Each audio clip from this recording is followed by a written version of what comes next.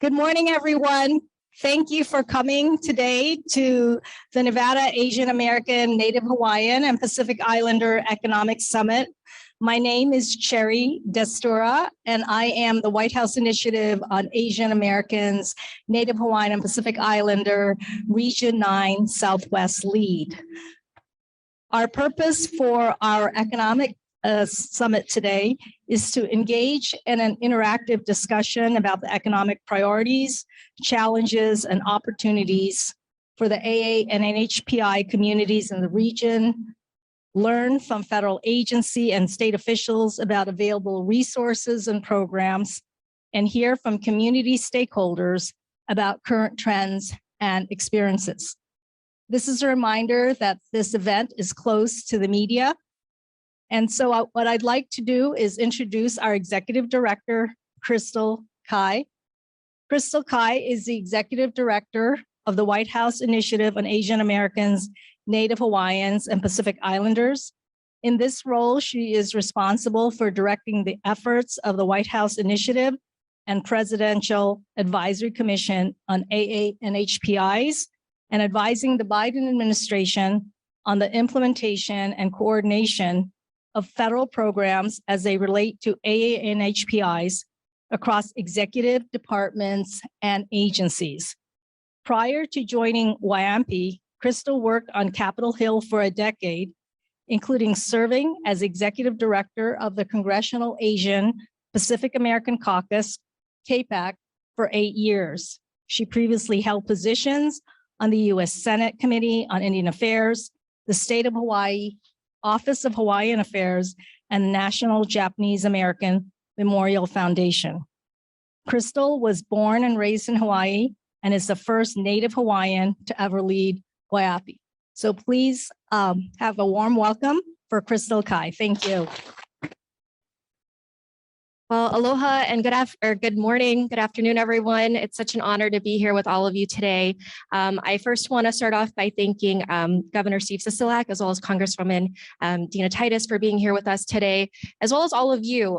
We are here in Nevada for our first ever in-person business economic summit, and what a fantastic place to kick off this series of events. I also want to just give my gratitude to Cherry Destura, who you heard from, who leads our Regional 9 Southwest network for our WHIAANHPI regional network. I also want to acknowledge a few other folks who are here with me, who traveled from Washington, D.C. with me. Our Deputy Director, Rebecca Lee, if you can wave, Rebecca. We have one of our commissioners appointed by President Biden from the President's Advisory Commission, Louisa Blue, who is here with us today. Many of you know.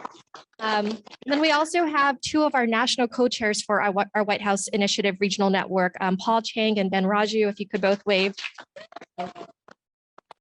And, none of this work actually would be possible without incredible community partners on the ground. We believe heavily in centering community in the work that we do. We're not going to just fly in from Washington, D.C. and expect that we know everything. So we would not have been able to put together today's event without the partnership of ACDC. I really want to acknowledge and thank Vita Lynn, Eric Jen, as well as Evan Yang and Evan Louie, who helped us to make today's event possible, as well as the National Science Foundation for their partnership as well.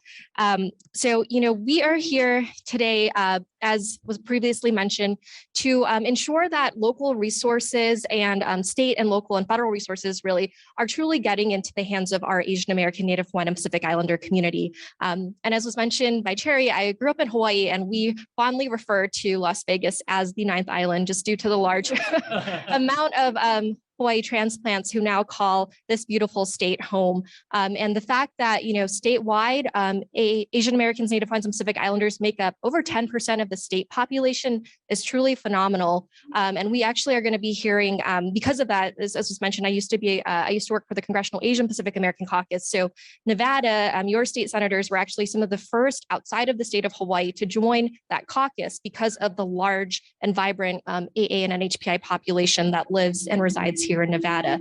So I know that Senator Rosen sends her regrets that she was unable to join in person, but we'll also be playing a video message that she sent later in the program. In terms of the White House initiative, this entity has actually existed for over 2 decades. It was first created under the Clinton administration in 1999 and has been reauthorized under every administration, both Democratic and Republican, ever since then. And this initiative was most recently expanded and reinvigorated last May when President Biden signed Executive Order 14031 to advance equity, justice, and opportunity for our AA and NHPI communities.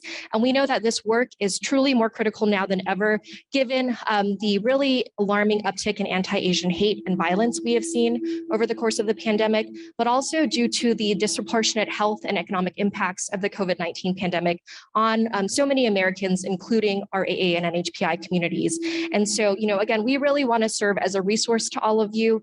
We have, through our White House initiative, a federal interagency working group that includes over 45 federal departments, agencies, and offices from the White House who help us to coordinate our whole of government work to advancing equity, justice, and opportunity for our communities. And our initiative is co-chaired by HHS, or Health and Human Services Secretary Javier Becerra, as well as U.S. Trade Representative Ambassador Catherine Tai, who are both members of the President's Cabinet. And I heard that actually Ambassador Tai will be here in a few days here in Nevada with many of you again. So we know again just how critical this state is, how critical the community here in Nevada is, and we are again so honored to be here with you today. In addition to our federal interagency working group, we also have a regional network, and that is again how we are here in Nevada. Our regional network serves truly as our boots on the ground to connect local communities with federal resources and to ensure that federal dollars, programs, and initiatives are accessible to communities all across the country so that you don't have to fly out all the way to Washington, D.C. to get access to these resources, but oftentimes can find federal officials here in your own state, in your own backyard, who can help to serve as a resource to all of you in accessing capital, federal funding. And then, of course, we do this largely in conjunction with our partners at the federal, state, and local level, including the governor and the congresswoman here today. And lastly, we have our Presidential Advisory Commission, which includes 25 individuals who are appointed by the president to advise him on ways to advance opportunities for the community. And that's why we are so honored to have Luisa here today. Luisa Blue, who I think many of you know and has had a deep history here in Nevada, working in her prior role at SEIU. Born in Milwaukee, Wisconsin, and has worked full-time to put himself through college at the University of Wisconsin, Milwaukee, before relocating to Nevada, where he received his master's degree from the University of Nevada, Las Vegas. Since that time, he has laid down deep roots here in Las Vegas and Nevada, building his own communications business while raising his family. And he is motivated as an educator and also has done just much tremendous work since he was elected here in 2009. So again, with that, we are so grateful to have you here, Governor Sisolak, to join us. I will now turn it over to you. Thank you so much, Crystal, for those very kind words. And it is a real honor to be here today with all of you, and to Congresswoman Dina Titus for joining us today, which is extremely impressive. And I know what interest that she takes in this community. I am a son-in-law of the AAPI community. I married way up with my wife, and I apologize she couldn't be here with us today. She's working this morning, but she loves to attend the events, and we take great pride in her involvement in this community, so thank you. Thank you for your dedication to bring our communities together across our country and raise awareness to issues impacting the AA and NHPI communities.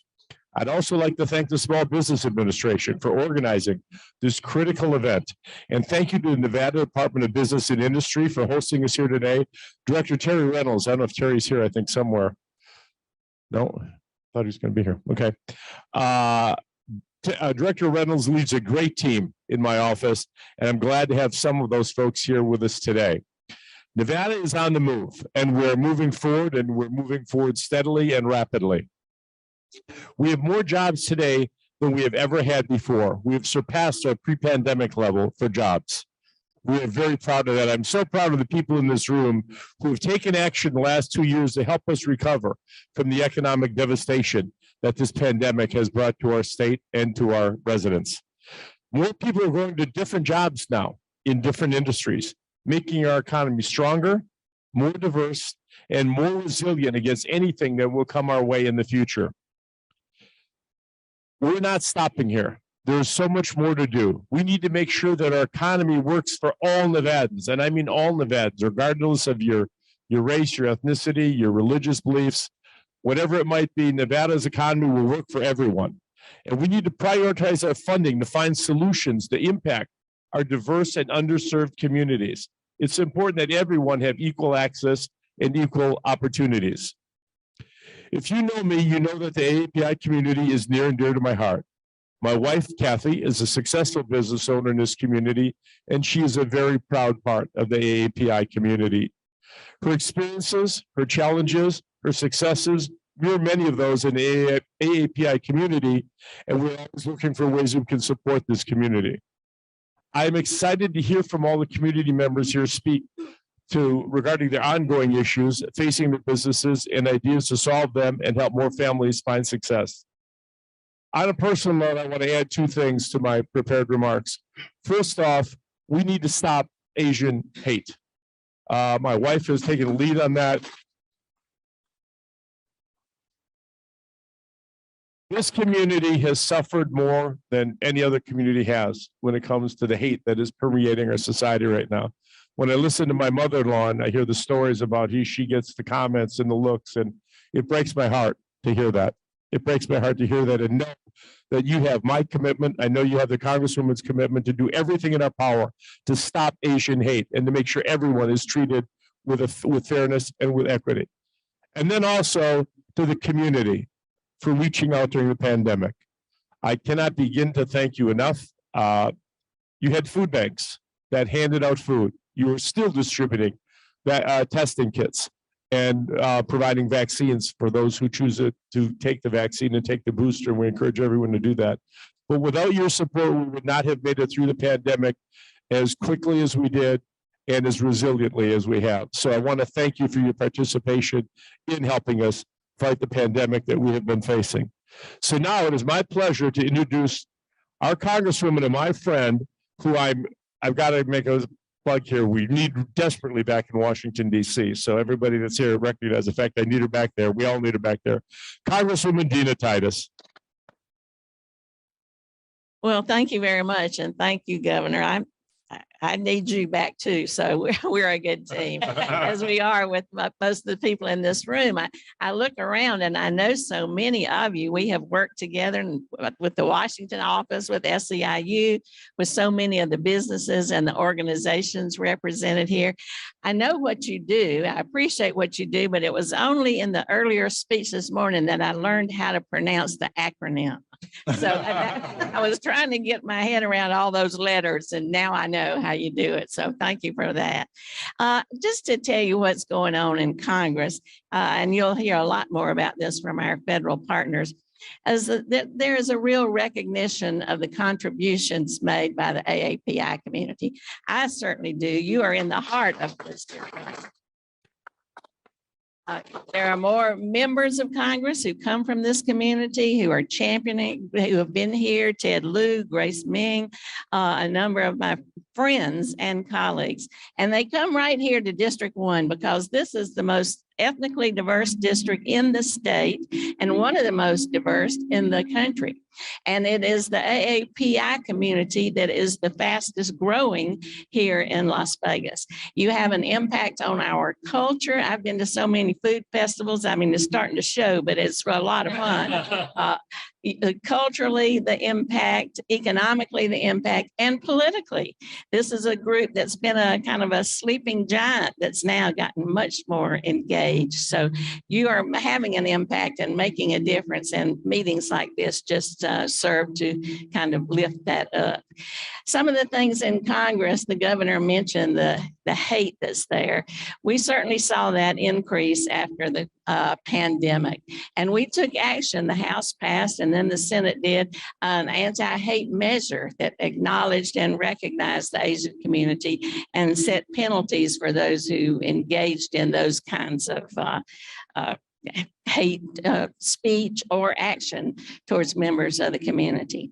And to take it a step further, there is a real movement going on to create on the mall an Asian Pacific Island museum, and kind of following in the traditions of the Black History Museum. So So that will be certainly a place where other people from around the country and around the world can learn more about the culture and the contributions that have been made. So both of those are good things that are happening. And there are many small family-owned businesses here, all up and down Spring Mountain, and that it's called Chinatown, but Pan-Asian area that really benefited from those kinds of programs. So we want to see them continue. Gas is still high, but it's been coming down every day for the last 51 days. So it's moving in the right direction. And as the governor was pointing out about the creation of jobs here in Nevada, you know, we were the hardest hit in the country with the highest unemployment, around 35%. But now we're the fastest recovering. That employment has come down. We've created those jobs. We've gotten those jobs back. The airport is passing records for people who are flying in here, and gaming revenues are up at all-time high. So there's some real optimism here, and you play a critical role in that. So it's so great to have a conference like this so we can talk about what government can do better to work with organizations and what people really need on the ground. So thank you, and know that you can always call my office. We have certainly an open door, and we love to see you either here or in Washington. And it's easy to find our office back there because we got a cardboard cutout of Elvis standing outside there. Thank you so much. Hi, I'm Jacky Rosen, and it's my honor to represent the great state of Nevada in the United States Senate.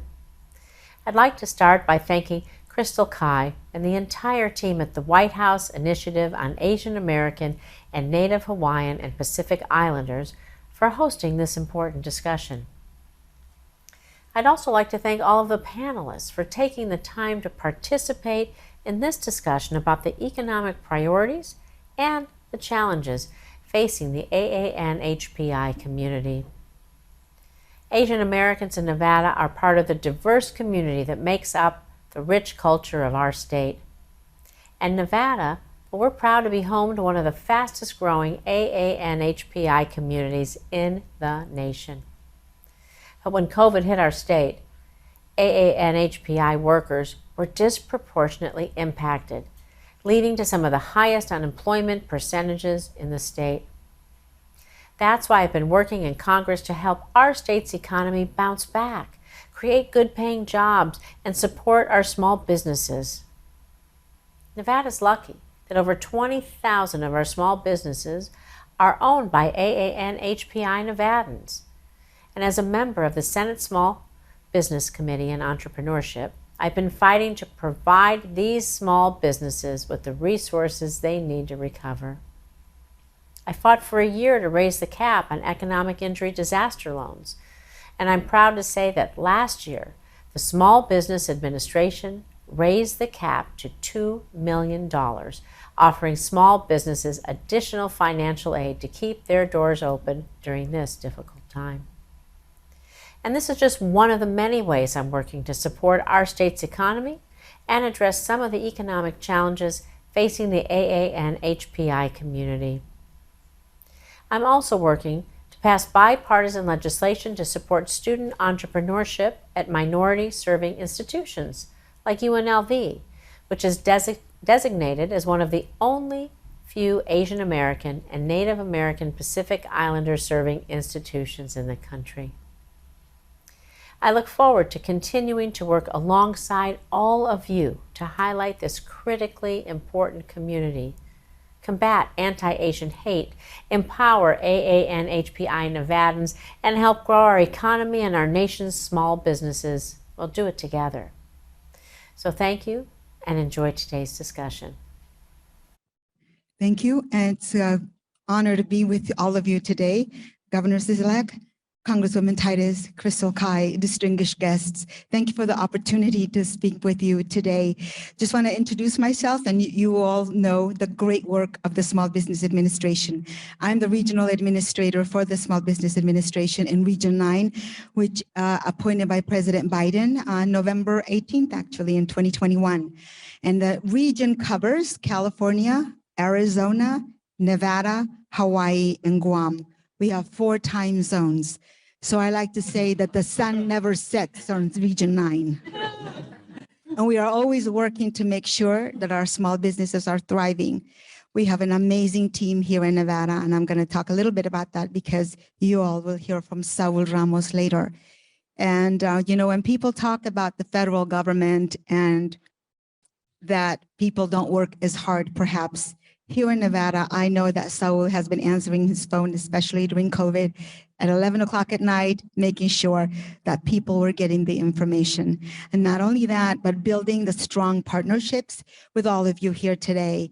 And it's just true to the mission of what Administrator Isabela Casilla Guzman likes to say about where we need to be meeting people where they are, where it's language access, where we were doing webinars.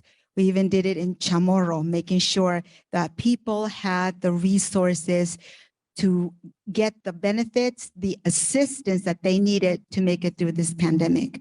I also want to take an opportunity briefly to talk about the regional co-chairs, because I have adopted these two gentlemen as my brothers. Paul Chang, I worked in the Obama administration at the U.S. Department of Labor as Director of Intergovernmental Affairs, and then later as a regional representative to the Secretary of Labor, Tom Pettis.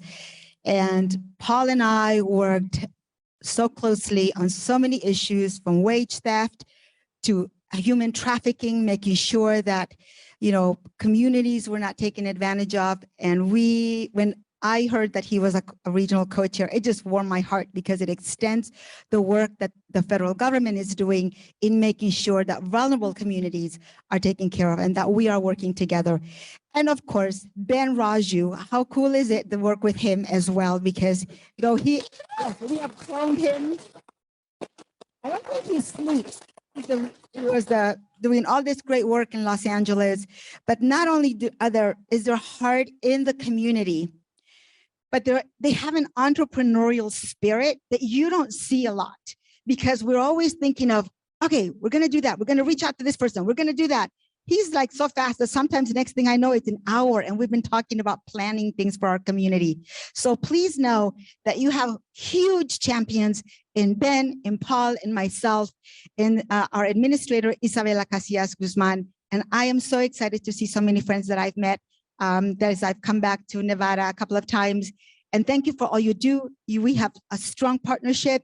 Y muchas gracias to everybody here. And thank you so much for this opportunity. Thank you.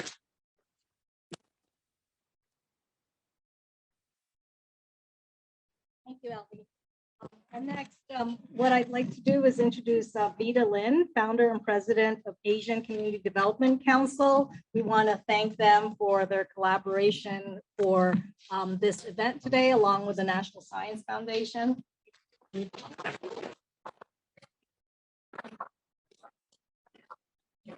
afternoon. My name is Vida Lin, president and founder of the Asian Community Development Council. ACDC was established in 2015. So we're less than 7 years old, right? To do civil engagement, and we know it was really important to empower our community. We need to register our community to vote, to make sure that we have a voice. So in 2016, we registered over 3,100 people. But in 2018, during the midterm election, we registered over 14,100 people.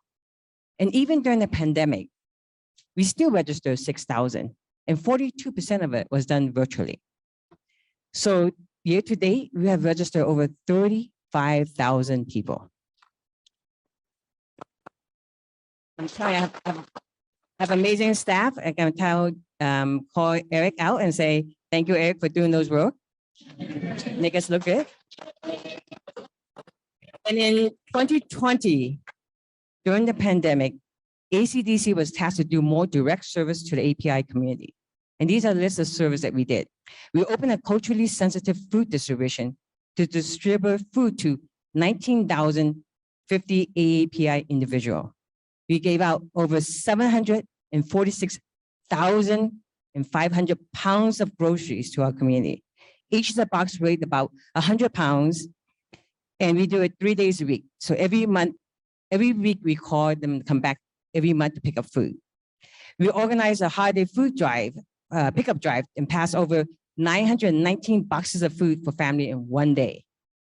We organized a holiday, our health navigators, Vice with her lead, In 2020, we had 495 clients, and that's July 2018, we have enrolled over 13,012 and over 620 clients with Medicare eligibility. We also did our vaccine. We had gave out over 2,200 vaccine and flu shots, hosting over 50 different sites in Shanghai Plaza, in the temple, in the churches, and other AAPI events. But most importantly, we were educating our community about the vaccine.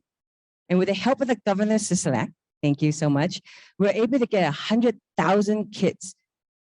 Less than 7 months, we already gave out 80,000 kits to our community, out to the community, out to the small businesses, right in the heart of Asiatown. So also I wanted to talk about the pathway to citizenship. When we did voter registration, we also noticed a lot of them were resident of Nevada for a long time, but never applied to become citizen. So in 2021, we assisted 136 clients, and year to date, we helped over 700 clients with citizenship.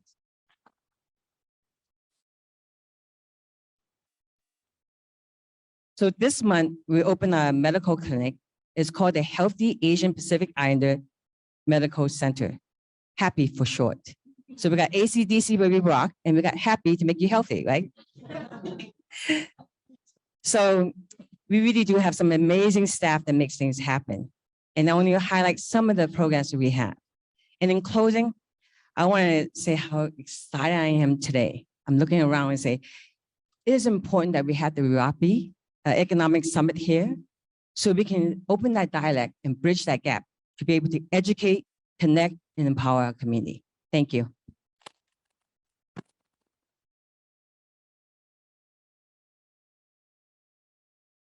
Thank you so much, Vita. For the rest of the program today, we're going to have our community stakeholder panel discuss the issues, challenges with respect to the ANHPI community in this region, with respect to economic issues, and then we're going to have our federal, state, local panel members discuss programs and resources that are available. So I would like to introduce the moderator for the community stakeholder panel. The moderator is Louisa Blue. She is currently a commissioner on the President's Advisory Commission on AA and NHPIs. Prior to being part of the President's Advisory Commission on AA and NHPIs, Louisa served as the commissioner in the Alameda County Health System Board of Trustees. She also served on the Asian Health Services Community Board, the Health Access Foundation Board. She was president of the NAKA's SEC Action Board and VP of the API Victory Alliance Board, as well as a member of the Robert Wood Johnson Foundation's Advisory Committee on Building Capacity to Reduce Tobacco Inequities in the South and Midwest.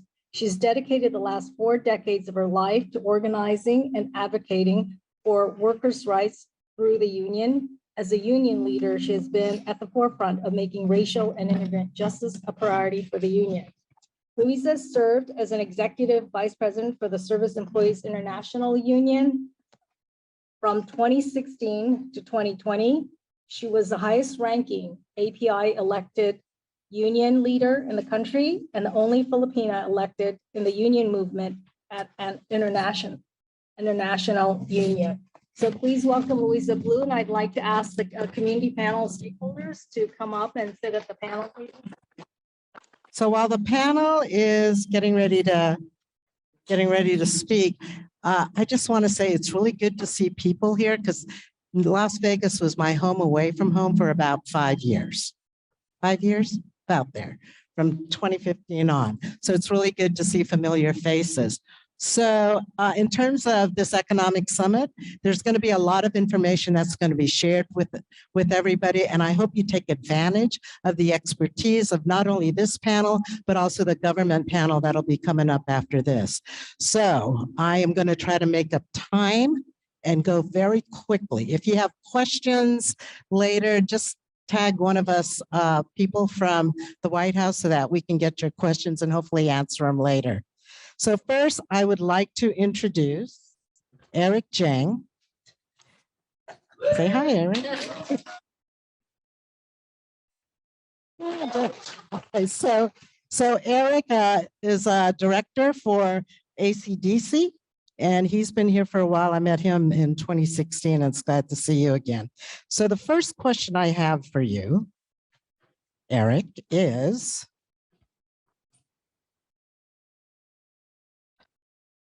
during the pandemic, the AA and NHPI businesses saw an increase in AAPI hate. Eric, what are the challenges that businesses are having regarding API hate? So for us, if the folks can hear me in the back, yeah.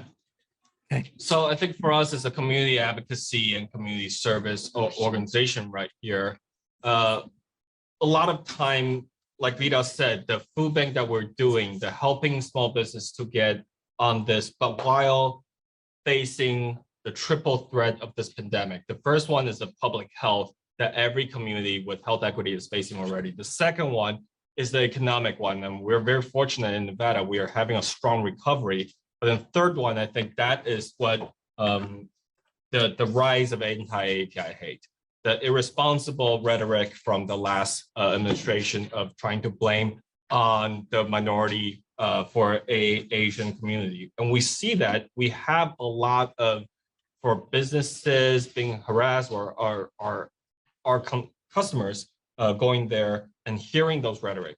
But for us, the things that we're doing is making sure we want to, a lot of time it comes from ignorance. So we're trying to do our part in making sure that our school are teaching Asian American histories. Anti-Asian hate has been rise because of the pandemic, but it's always here. This is Nevada. We had a Reno Chinatown that was burned down by mob 120 years ago. We have lynching for Asian railroad workers all the way here. We have volunteers in our community that was locked up in a Japanese concentration camp, Uncle Norm, who was still, we still see him around. And those are the stories that we're dealing and making sure we're learning those history, making sure we're learning all these incredible things that we have to, our leaders have fight through for us to come here. So back to the business dealing with anti-Asian hate is making sure we're giving the right resources. A lot of time, the knee-jerk reaction is let's just fund the police and have Metro have patrols everywhere. But a lot of time when we had roundtable with Spring Valley Command, which is also the Metro division that's helping with the Chinatown with the Asian community, we heard that there's two major reasons. One is language barrier, language access. So we really need to help them fund officers or advocates that are able to communicate with our communities. The second part that we want to do is also making sure our communities know, no matter their immigration status, local law enforcement is not ICE, it's not DHS. So I think for us, Metro and have voluntarily dropped that program about 3 years ago. We're still trying to build that trust to let communities know that they can come and report the crime. So it's not an underreporting problem, to be able to voice and have that community support. But then sitting here, I think I have my timekeeper, my last 30 seconds. I think the thing is, a lot of time being here, seeing a lot of the community leaders, community advocates, I learn from a lot of you every single day.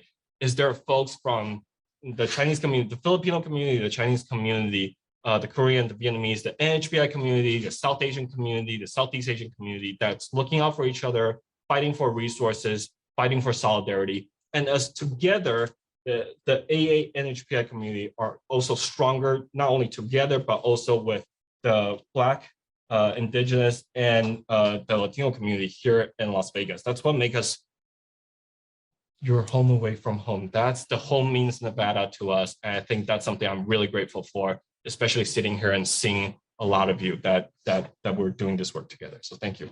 All right. Thank you, Eric. Okay, next on our panel is Robert Young.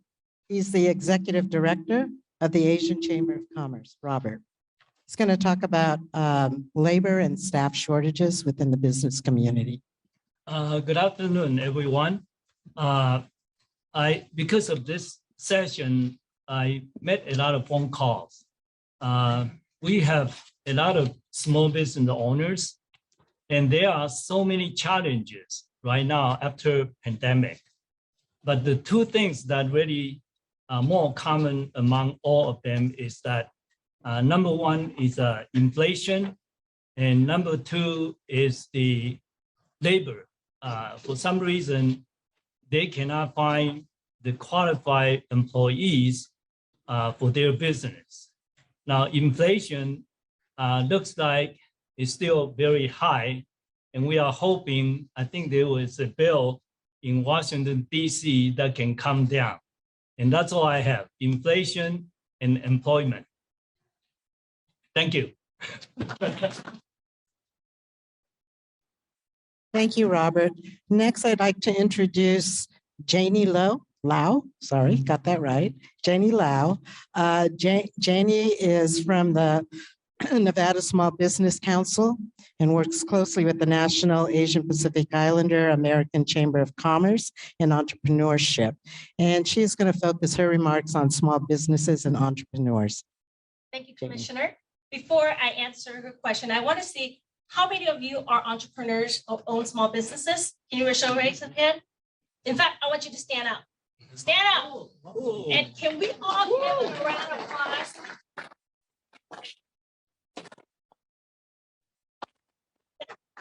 I wanted to say thank you for you all to invest the time taking out Friday to meet with the government entities. And I also want to do a shout out to Ben Raju and Paul Chang. Yes, we talked about the SBA, right? How can I forget you, right? From Nevada SBA. So those three, I know we mentioned them a lot, but if you are first time meeting these three gentlemen, make sure you tag them afterwards and really partner with them because those are your resources. And I just flew back from Salt Lake City.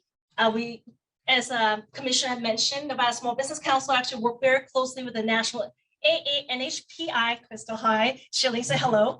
And because we do roundtables everywhere, because you know what, things that impact us as small business owners in Nevada, it just doesn't just in Nevada, it happens nationally. So that's why we invite the White House. I would thank you for including us because that's the continual conversations that we have. I don't want this to be just a checklist, great, tons of pictures, because I know we're AA and NHPI. We like to take our social media, TikTok, Instagram, and tag it, but do something with it, right? So one of the challenges that we hear a lot is, thank you for the liaison for the SBA. We have the PPP, the idle loan, right?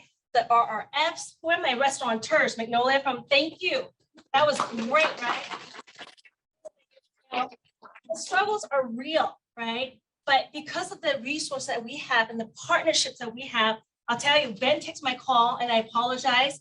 He does take my calls quite a bit, but those are the questions that we really, as entrepreneurs, it is acting with urgency, right? When we have questions, we're not going to wait. We really want to find the resources. So thank you, our partners, for taking our calls.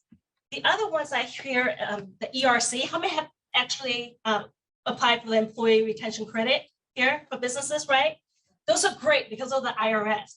Normally, when I don't like to get letters from IRS, but in this case, I love it, especially when they tell you you're getting a refund. Commissioner, if I can help you, and Crystal, if you can get your help, is that to get some liaison for us, for the IRS, to kind of find out. The letter says we're getting the refund. We're very excited about getting it, but I know a lot of businesses are actually waiting 6 months, 8 months. Danny, they can contact their congressional office. Jerry Schroeder. So those are great.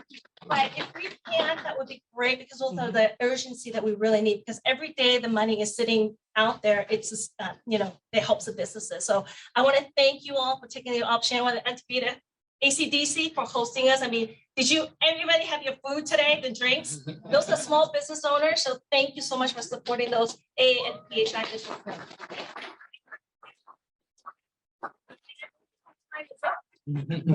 Thank you. Good job. All right, so next I'd like to introduce Evan Louie. And I'm going to try to circle back to questions, but we're running low on time here, but I just want to make that plug there that we'll try to do this.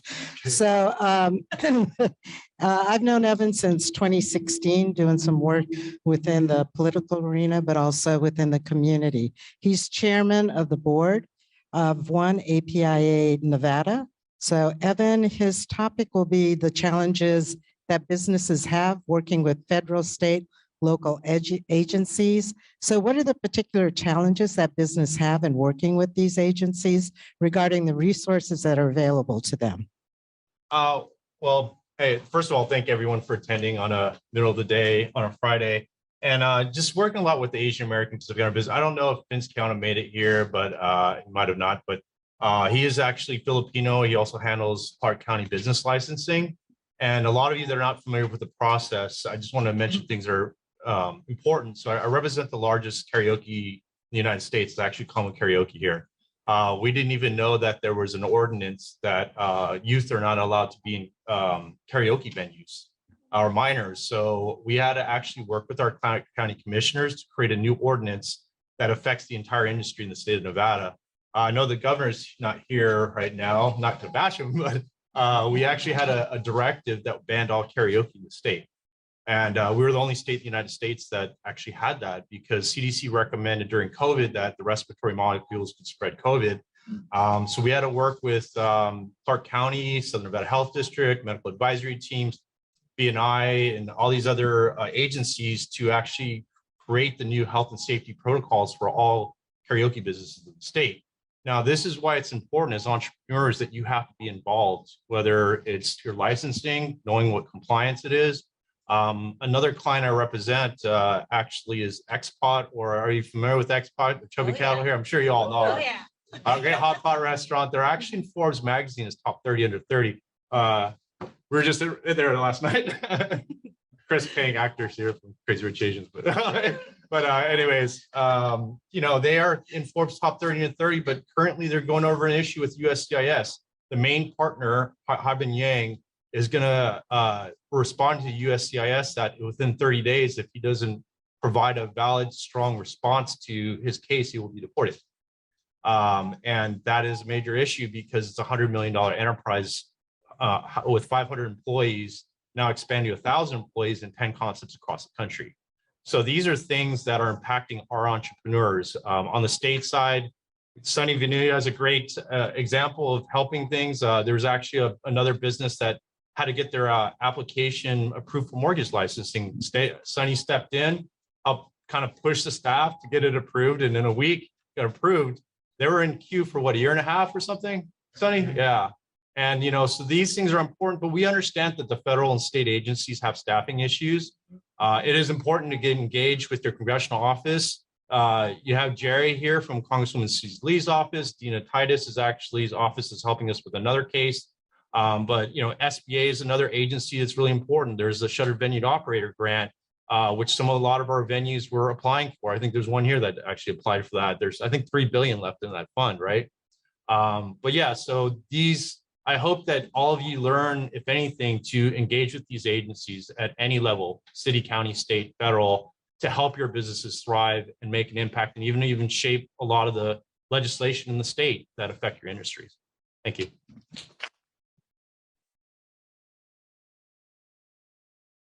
All right, thank you. So our next speaker is Nick Steele, but he could not make it here today.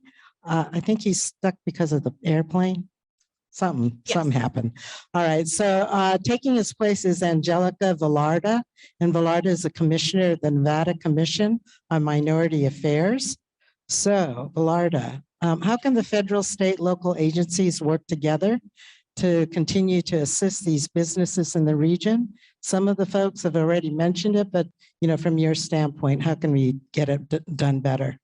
Absolutely. Last minute, they asked me like 3 minutes ago, Nick had an emergency. So I apologize on his behalf for our commission. But Nick and I actually talk about this quite often. So I chaired the Economic Development Committee for the Nevada Commission on Minority Affairs for 2 years. And Nick is now stepping into that role along with one of our other co-chairs. And so I've taken over workforce development.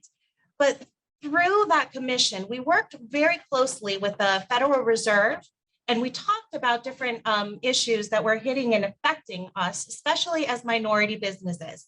And one of those things that we constantly talk about is access to capital, as well as technical assistance.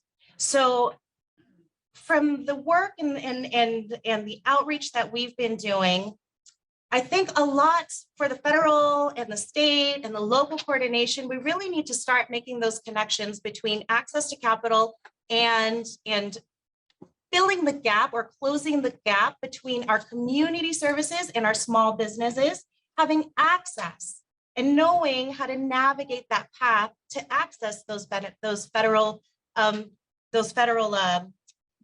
what do you call them, opportunities, or like the county opportunities that we have through our technical assistance with Shawnee. So when we were discussing different ways to truly impact and make a difference, we were looking at the bigger number. So if we look at the Federal Reserve's, some of their surveys that they did, we noticed that 93% of our Asian-owned businesses reported sales declines during the pandemic. And that really hit it tight during the Asian hate moments. So we kind of took another step back and we were like, okay, well, what else are we seeing? What other information is out there that's helping us to understand why our Asian and Pacific Islander businesses are taking huge hits? And what we found is through the Federal Reserve, they did a survey. And what they noticed is that a majority of those Asian-owned businesses, I think it was like 6, I'll look through the numbers later and share that all with you guys, but a majority of those businesses, more than our white or our Black businesses, used their own personal funds to get through the pandemic. And then if they didn't have those personal funds, then they applied for credits, or they couldn't apply for PPP because of the language barriers or because they had gatekeepers that didn't walk them through the process. We have 33,000 AA and NHPI businesses in the state of Nevada. And here we only represent, like our stakeholders probably only represent about 1.5% of those small businesses. And we're talking about, like, you know, the small businesses like the tattoo parlors and the flower shops and the automotive shops. And so one of the things that some of our local partners like ACDC is doing right now is setting up those lines of communication to open those doors, real boots on the ground, to knock on those doors, meet each business owner face to face, discuss with them what their problems are, what their issues were during the pandemic, speaking their language, and then helping them to navigate the system to further develop their businesses. And so it's those types of programs that we really want the government to take initiative and notice of, because there's so much opportunity on a national level that we can mirror and start doing this state to state. Thank you. That's mine. All right, thank you so much. So we are going to transition to our government panel, but I thank everybody for joining us today on the panel. And these folks are around for a while, so you all should talk to them. All right, because it's going to be really important that you make connections. And then also, if you need help connecting with federal, state, and local agencies, these are your folks that really can help you through that. Don't get intimidated. You just got to go meet with these folks no matter what. Thank you. Okay. Thank you so much. Thank you so much, Louisa. And I'd like to ask our federal, state, local partners to take the panel. I want to thank again our community stakeholder panel for those important discussions. And so we have here our federal and state, local partners, government agencies who's going to provide information on resources and programs available. So first, I'd like to introduce Noe Gonzalez, the director of the Nevada Minority Business Development Agency Business Center, to provide information about his agency. Thank you. Thank you very much. How are we doing today? Thank you. Thank you very much for being here. My name is Noe Gonzalez. I represent the Minority Business Development Agency Center here in Las Vegas. We depend from the U.S. Department of Commerce, and we are operated by Prestamos CDFI, which is a community development financial institution, an alternative lender.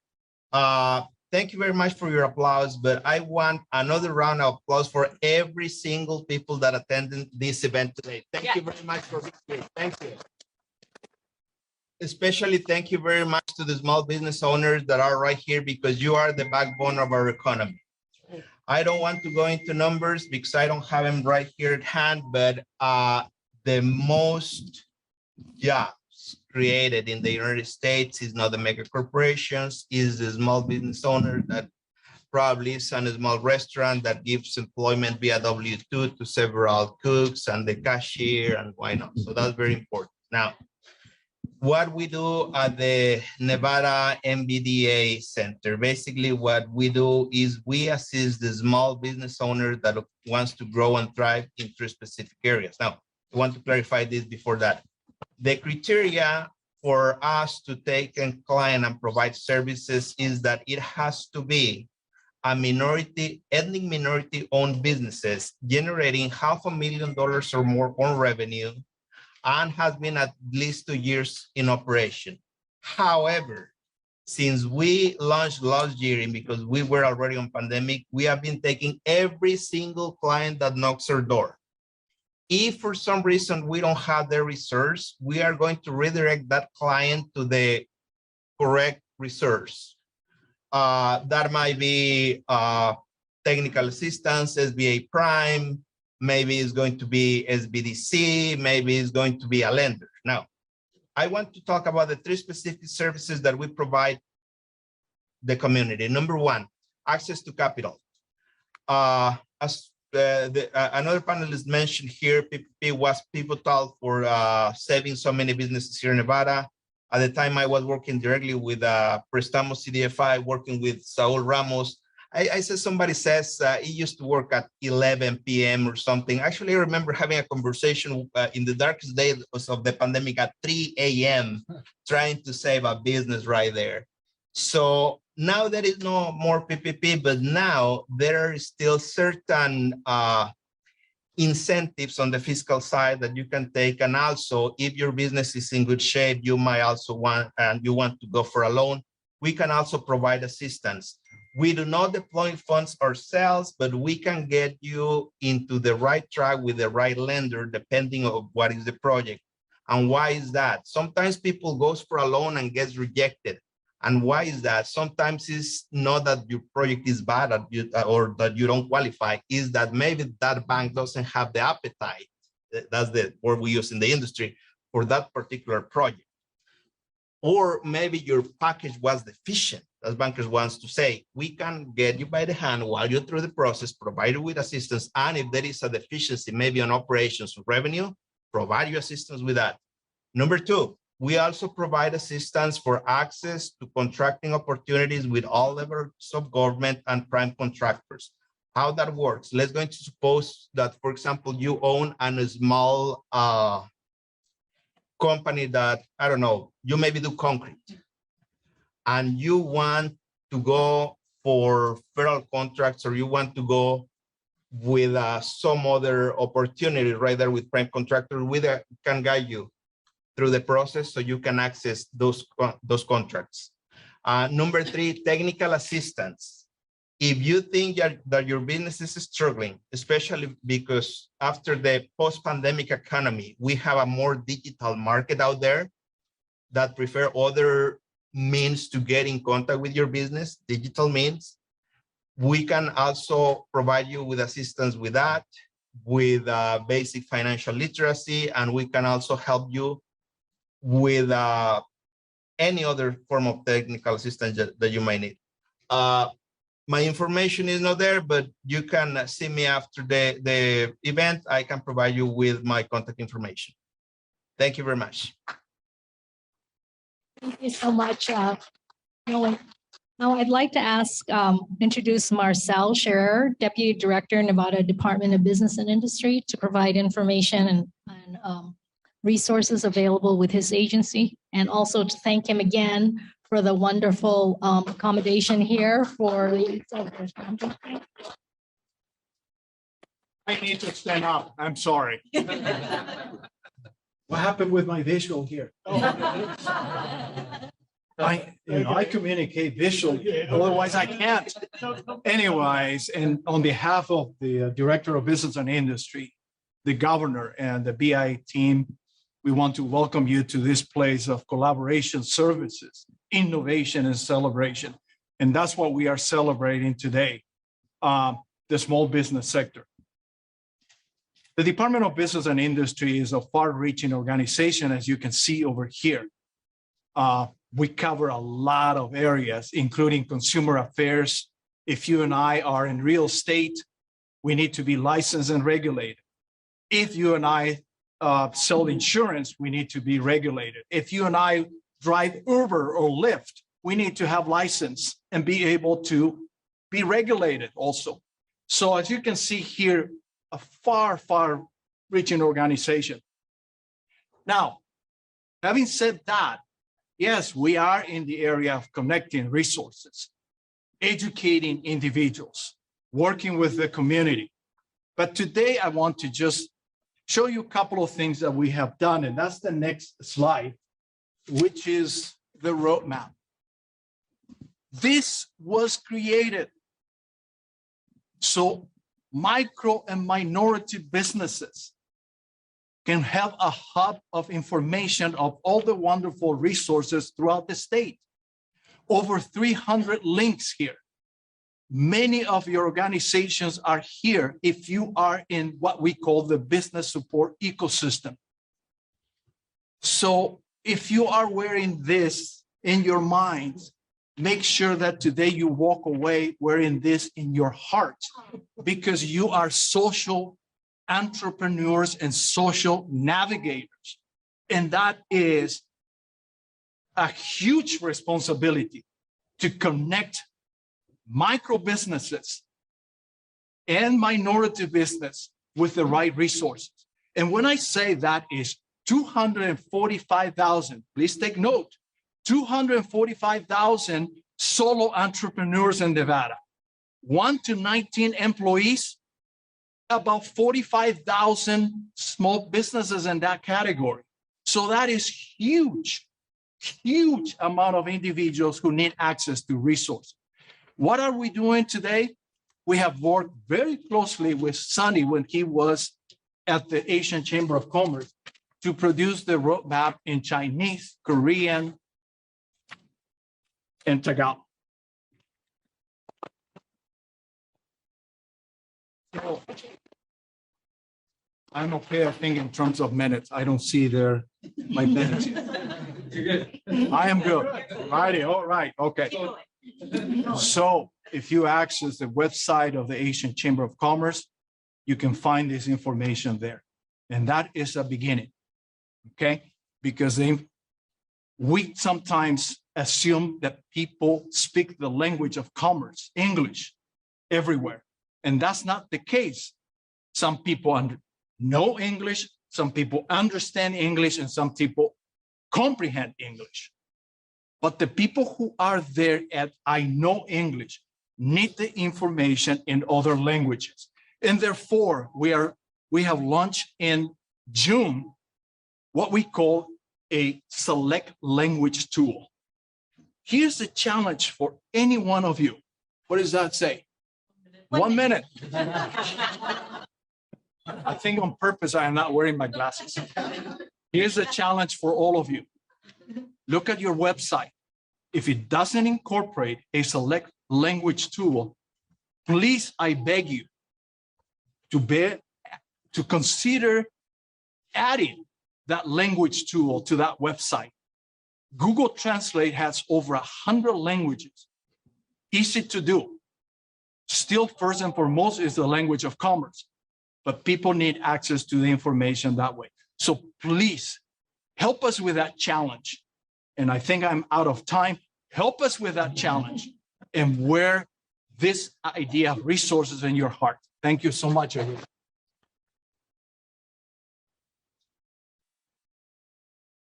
Thank you so much, Marcel. Next, I'd like to introduce Saul Ramos, the District Director of the U.S. Small Business Administration. that's a pretty hard act to follow after Marcel, but I'm giving my best. Well, first and foremost, I just want to say, Marcel, thanks again for helping us put this event together. It's it truly has been a great effort that you all put together. And thanks again for inviting us to be here with the White House Initiative. One thing I want, just before I get into what do we do on SBA, I want to touch upon something that Luisa mentioned, and when she talked about federal agencies to not be intimidated. And to me, that goes a long way, and it's a little bit personal because I'll tell you, coming from an immigrant family, my parents didn't speak that language. And guess what? Whenever they went to any government agency, that was the stereotype. They were intimidated. And I tell you that I'm glad to be in this position because I have a great team that treats everyone that comes through our doors like if it's their mom or their dad or their grandma. And no one should be intimidated when they come to an agency.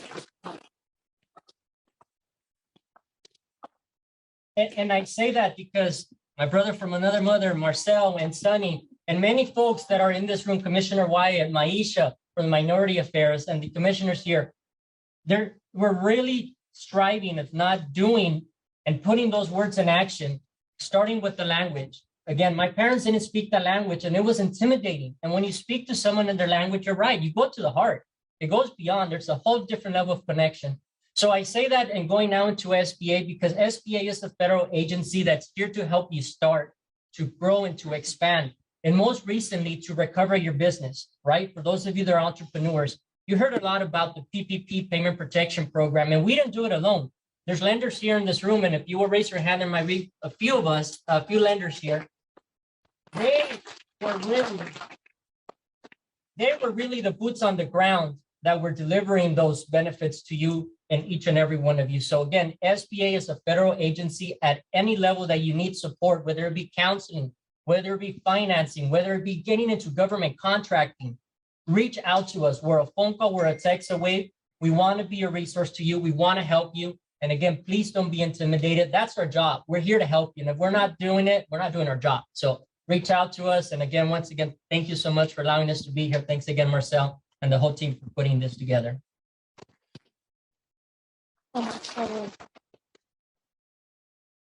I would like to introduce next Bonnie Preston. She's the Acting Director and Executive Officer of Region 9 from the U.S. Department of Health and Human Services. Thank you so much, Bonnie, for joining us today. Thank you, Jack. Hello, everybody. And I think we could put the U.S. Department of Health and Human Services in the business support ecosystem.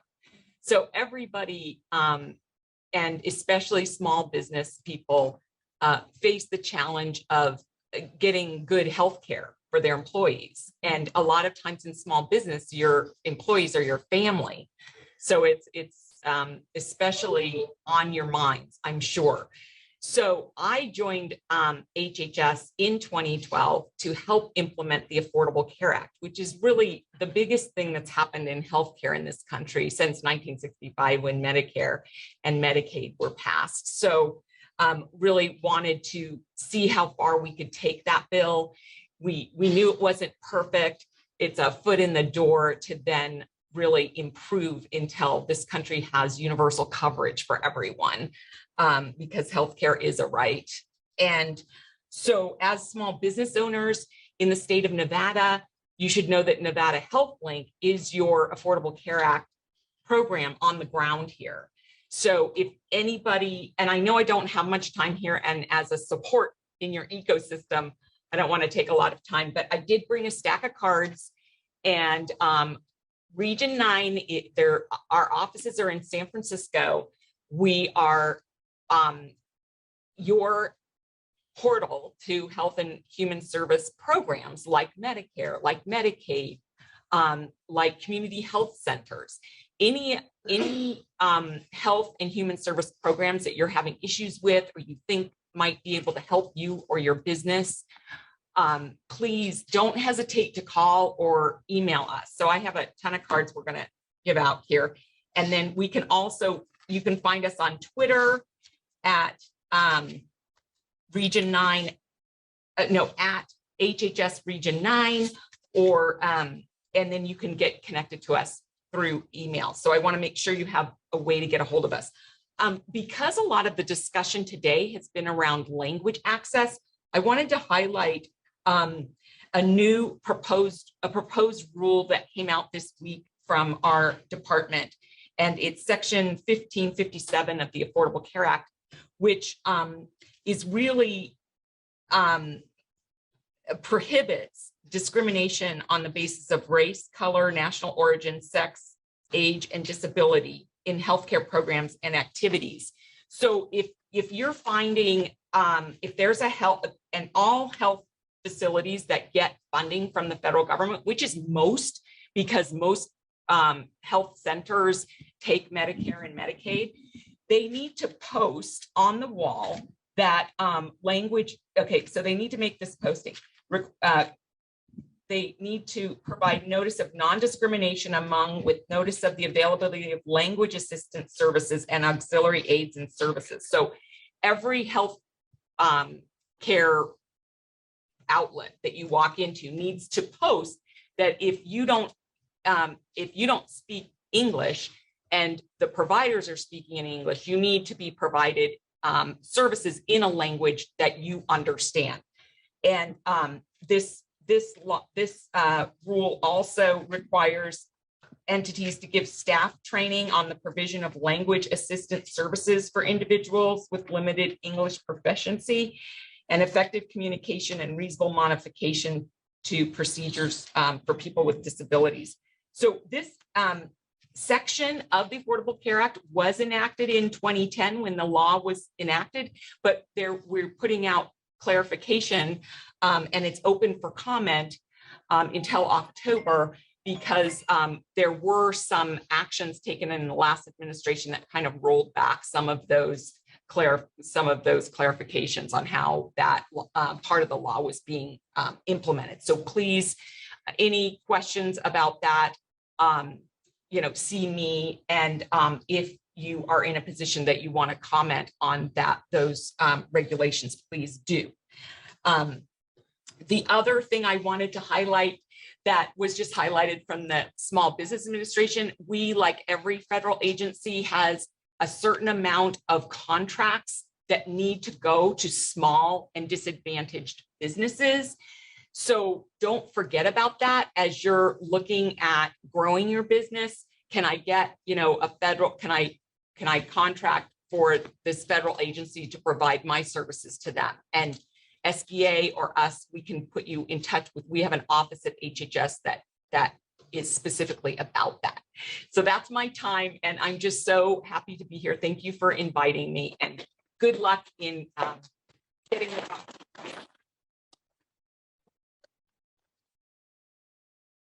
Thank you so much, Bonnie. And in the beginning of this program, when we had our community stakeholders, one of our first questions discussed the issue of API hate. So we have today Justin Locke. He is the Senior Counsel and Special Assistant to AA and NHPI issues at the U.S. Department of Justice Community Relations Service. And Justin. Thank you, everybody. And, good afternoon. First of all, thank you so much for taking some time out of your day to listen to us, this panel here, stakeholder panel, as well as the community stakeholder panel. I wanted to start off with saying that I think those titles, the community stakeholders and all of the other stakeholders, federal and state stakeholders, it is a really meaningful title, right? The word actually comes from somebody who holds an interest in a wager. Again, a word that's very pertinent to this state, to this great city here. But the idea is that you have something to gain and something to lose, right?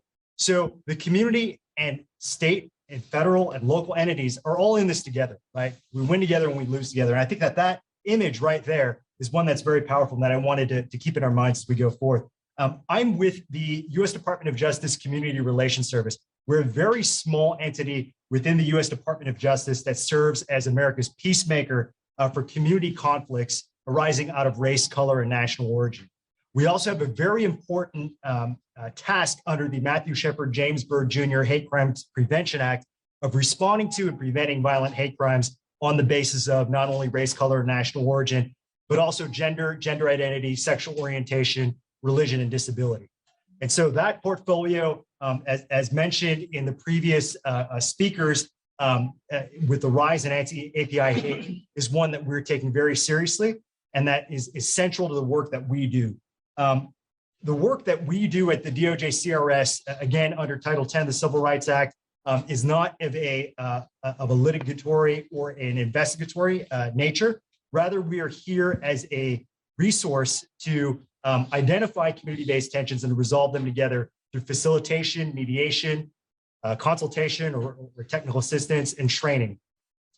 We're really here to highlight the local expertise of how you view these tensions, how to increase dialogue and communication on them and resolve them in a way that is mutually agreeable and, most importantly, sustainable to the local community. So rather than come in and tell you that we're the folks from DC and from the Justice Department and this is what you should do, we're really here to listen to you, to see what solutions work in this area around civil rights tensions, to amplify and magnify those.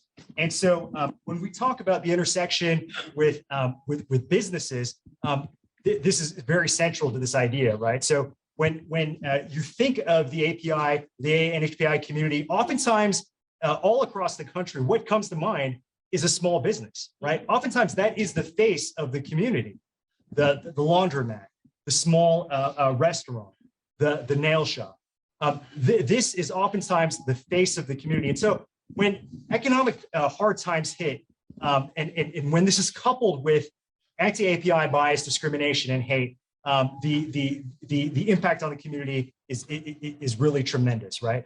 And it is not just the individual businesses that are affected, those that are vandalized, that are targeted for threats, harassment, and in some cases, even violence and assault. This is felt all across the community, right? We have folks wondering, is it safe to go to work? Is it safe for elders to patronize businesses like grocery stores, essential services that they need? And this has, again, a collateral impact on communities, on the economy. And so when we hear about these issues of language access, of building trust with law enforcement, of what are the barriers to reporting and collaborating with your first line reporters, in this case, your local police, that is really where the DOJ CRS comes in. How can we open up those channels of communication through dialogue, through facilitated meetings, through trainings, and other ways to really get people talking, so that when unfortunate incidents happen, this isn't the first time that you've picked up the phone and you've called your local police department. This is the first time that you've called your district attorney's office or have an understanding of victim services. And so that's really why we're here. Our doors are open. We have regional offices, 10 regional offices across the country. We service the entire United States, including the territories and the Commonwealth United States. And so I'll provide my contact information after this program. I really invite you to come up to me and talk to me, to spam my email box with as many calls, text messages, emails, links to things, because that's why we're here. We work for you all, and we're going to get through this together. Thank you.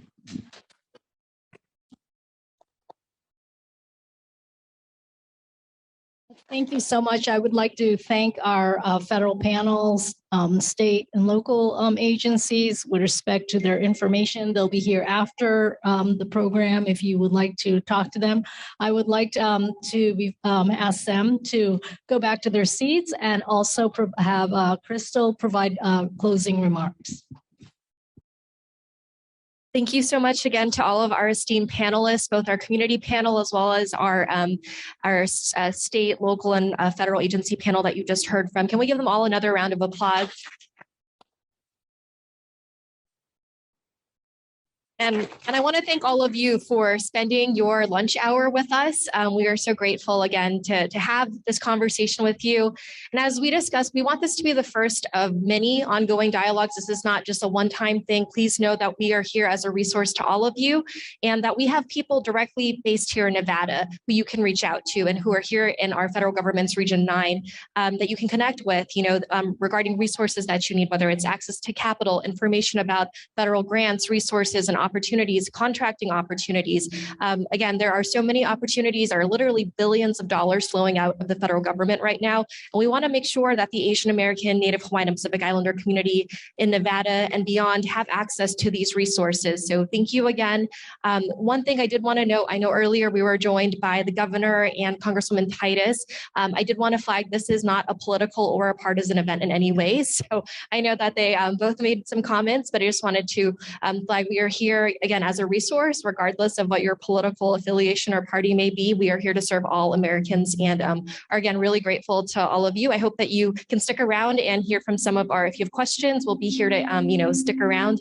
And also for all of the panelists, if we can take just a couple of pictures with all of you too, that'd be great. So thanks again, everyone, and we hope you enjoy the rest of your day.